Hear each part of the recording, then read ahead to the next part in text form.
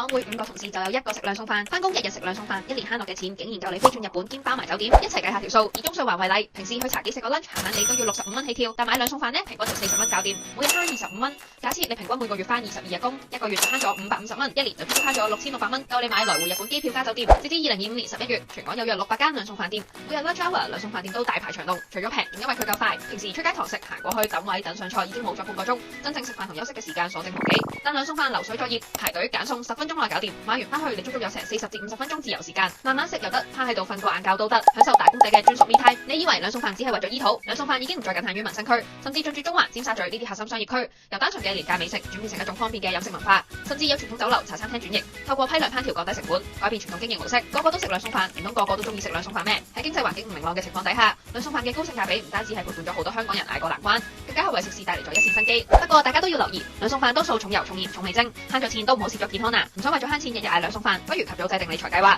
即講分配每月必要同需要支出，善用信用卡回贈幫自己慳錢，分分鐘賺到一餐好嘅獎勵自己。想睇更多理財貼士，記得 follow 我哋或者上 Money Smart 睇更多啦。